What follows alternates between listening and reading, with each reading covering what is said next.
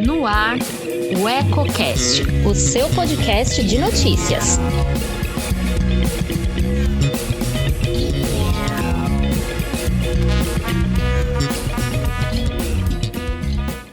Olá, eu sou Elton Laude. Começa agora o podcast Politicando, que toda semana traz alguns pontos e contrapontos da política em Lençóis Paulista e região. Quer saber o que está dando o que falar nos bastidores? Fique comigo! E hoje vamos começar falando de uma polêmica que tem ecoado na vizinha Macatuba desde a última segunda-feira, quando foi realizado o sorteio de 162 casas populares que estão em fase de conclusão pela CDHU. Enquanto muitas famílias contempladas comemoravam a oportunidade de sair do indigesto aluguel, outras tantas que ficaram de fora da lista movimentaram as redes sociais para criticar o processo. De acordo com comentários feitos nos canais oficiais da Prefeitura Municipal, muitos beneficiados não necessitariam de moradias, alguns por já possuírem casa própria, outros por terem renda familiar elevada. Diversos sorteados também não atenderiam a mais requisitos exigidos, entre eles moradores de Lençóis Paulista que forneceram endereços de Macatuba e até deficientes sem nenhum tipo de deficiência. Diante da repercussão, a Prefeitura Municipal usou sua página no Facebook para postar um vídeo explicando que o processo não acaba no sorteio. Nele, a secretária de Assistência Social, Emília Damasceno, afirma que todos os contemplados terão as documentações analisadas pela CDHU antes da entrega das chaves e que, caso haja inconsistência nas informações, entram na lista os suplentes. No entanto, as explicações não acabaram com os burburinhos facebookianos, que só para variar, foram inflamados por algumas pessoas com notórios interesses políticos. Para muitos dos que se dispuseram a interagir pelas redes sociais, as avaliações de perfil deveriam acontecer antes do sorteio, o que asseguraria a participação apenas das pessoas que realmente não têm um teto para chamar de seu. De fato, isso seria mais justo, porém não exatamente mais prático, considerando o grande volume de inscrições que beiraram a casa de 2,6 mil, de acordo com a própria CDHU.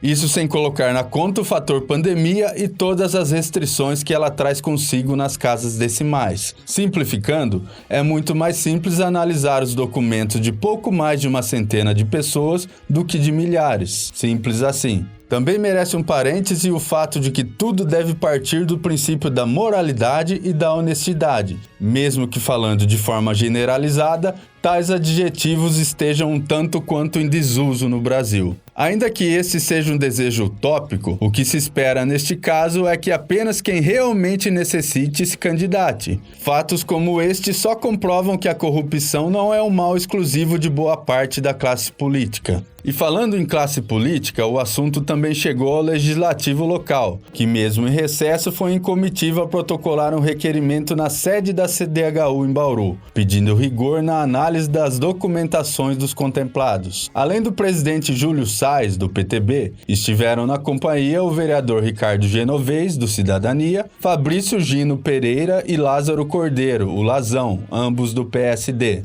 A bem da verdade, a movimentação soa mais como propaganda política às vésperas das eleições do que como ato meramente administrativo ou outra questão que o valha. É óbvio que todos que ali estão foram eleitos para defender os interesses da população, mas também é óbvio que rigor é o mínimo que se espera no trato da coisa pública. Isso independentemente de papel timbrado de qualquer Câmara Municipal sobre a mesa. Só para aproveitar o gancho, na cidade vizinha também já é possível observar movimentações mais intensas nos bastidores. O motivo são as eleições municipais que se aproximam. Além do atual prefeito Marcos Olivato, do PL, que é candidato natural à reeleição, outros nomes começam a circular pela boca do povo quando o assunto é a corrida rumo ao Paço Municipal 13 de junho. Da própria Câmara Municipal surgem dois possíveis candidatos. Um deles é o já citado Fabrício Roberto Gino Pereira, filho do ex-prefeito José Gino Pereira Neto, o Zezo, que exerce seu primeiro mandato na Casa de Leis macatubense. O outro, também em primeiro mandato, é Anderson Ferreira, do Podemos, que inclusive já teria aparecido no topo de uma pesquisa de intenção de votos realizada no ano passado. Mas o principal adversário de Olivato deve ser mesmo o ex-prefeito Tarcísio Abel, atualmente no PTB. Depois de comandar o executivo entre 2013 e 2016 e decidir não concorrer à reeleição, ele reaparece como um forte nome. Apesar de ele próprio ainda não confirmar, fontes indicam que existem inclusive conversas avançadas para a definição de um vice. Haveria até a possibilidade da união entre dois virtuais candidatos. O embate particular entre Olivato e Tarcísio, na verdade, já vem ocorrendo há algum tempo. As próprias casas sorteadas nessa semana têm sido objeto de disputa. Ambos se apresentam como pais da criança, cada um com sua parcela de razão.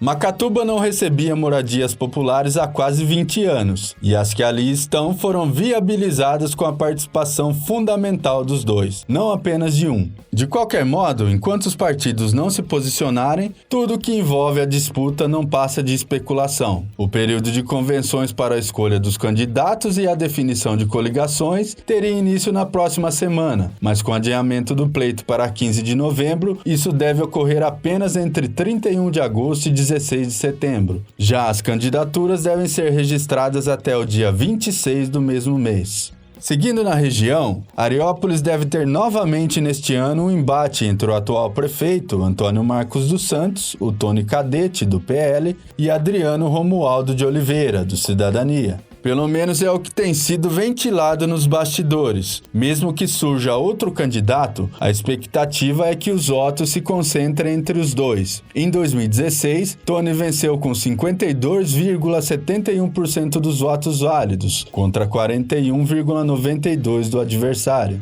Na Pacata Boribi, órfã do prefeito Antônio Carlos Vaca, do PSDB, que faleceu no mês passado vítima da Covid-19, o nome é tido como certo. Anderson Pinheiro de Góes, o Chiquinho, do MDB, deve encabeçar a chapa da situação. Já o atual chefe do executivo, Pedro Miguel de Araújo, do mesmo partido, pode novamente ser o escolhido para o posto de número 2, como já foi de Vaca. A particularidade por lá deve ser a disputa acirrada para a escolha do candidato da oposição, que deve sair do Podemos. De acordo com o próprio diretório local do partido, 3 nomes estão no páreo e a escolha só deve ser feita na convenção. Quem lidera as preferências é o pastor Adilson Vera, que entre 2013 e 2016 ocupou o cargo de vice-prefeito na gestão de Manuel Frias Filho, o Mané Frias. O segundo da lista é Antônio Roberto Moreira, o Tonho, candidato a vice na chapa do mesmo Mané Frias nas eleições de 2016, vencidas por Vaca. O terceiro postulante ao cargo é Ronderley Hepker, talvez o menos político dos 3, que pode despontar justamente por esta condição. Qualquer que seja a escolha, o esperado é que o segundo mais votado dentro do partido complete a chapa oposicionista. E para você que ficou até agora na expectativa para saber do cenário em Lençóis Paulista, eu peço paciência, porque este é assunto para o próximo Politicando. Por hoje eu fico por aqui, nos encontramos novamente na semana que vem. Antes de sair, deixe seu like, comente o que achou e compartilhe com os amigos. Ainda não é inscrito em nosso canal? Clique aqui embaixo e não se esqueça de ativar as notificações para ser informado sobre os novos conteúdos. Tem coisa nova todo dia. Um abraço!